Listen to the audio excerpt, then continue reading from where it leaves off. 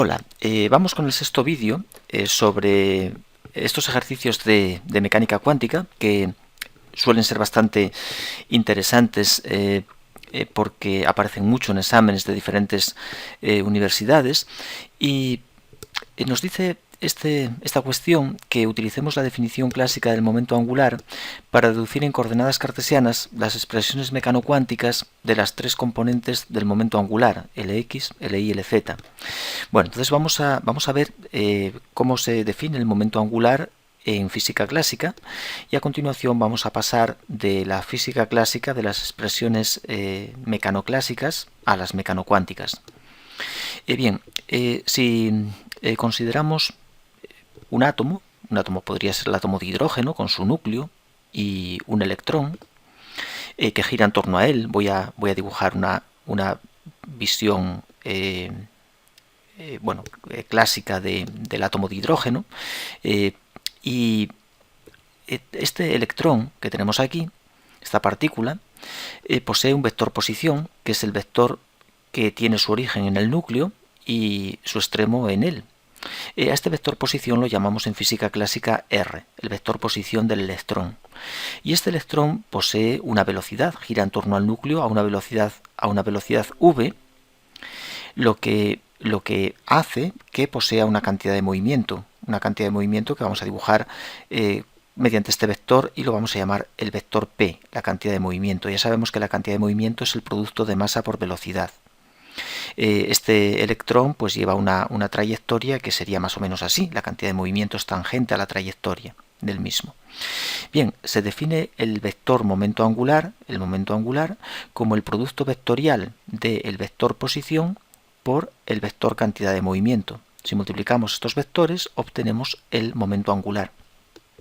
El vector posición del electrón tiene unas componentes que son x por el vector unitario y, su componente x, su componente y por el vector unitario j y su componente z por el vector unitario k. Lo mismo nos ocurre con la cantidad de movimiento o momento lineal. También tiene una componente en dirección x p sub x, en dirección y una p sub y en dirección z una p sub z, y multiplicamos por los vectores unitarios para indicar la dirección de cada una de esas componentes. Lo mismo le pasa al momento angular. El momento angular pues también tiene unas componentes que son Lx en dirección x, Ly en dirección y Lz en dirección z. Y multiplicamos por los vectores unitarios y jk. Bien, ¿cómo obtenemos L? Pues multiplicando R por P. ¿Y esto cómo se hace? Pues se hace mediante un determinante. Ponemos como primera fila los vectores unitarios y JK en las direcciones de los ejes coordenados. Y como segunda fila del determinante, si multiplicamos R por P, ponemos las componentes del vector R, que son X y Z.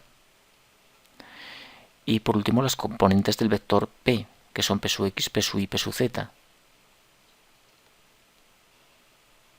Y ahora vamos a resolver este determinante 3×3 mediante los adjuntos.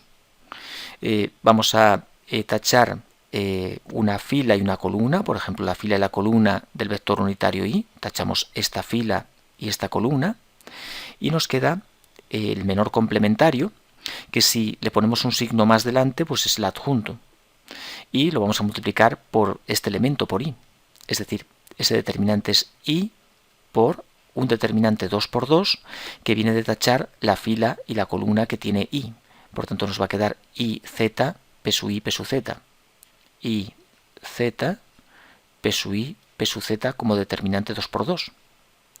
Y así continuamos. El siguiente adjunto lleva signo menos, más menos más, es decir, es menos j multiplicado por su menor complementario, que es tachar la fila y la columna que tiene j. Tachamos la fila y la columna y nos queda x p sub x, z p sub z, z p sub z. Y por último escribimos el último determinante, que es signo positivo, menos más k, tachamos la fila y la columna y tenemos el menor complementario x y p sub x p sub i, p sub x p sub i. Bien, de esta manera ya nos quedan separadas las tres componentes del momento angular. Vamos a hacer esos determinantes 2 por 2, multiplicamos en cruz i p sub z menos z p sub x por el vector unitario i, menos bueno, vamos a dejar el j para el final, menos, hacemos el segundo determinante, x p sub z menos z p sub x, y lo multiplicamos por j, más x p sub i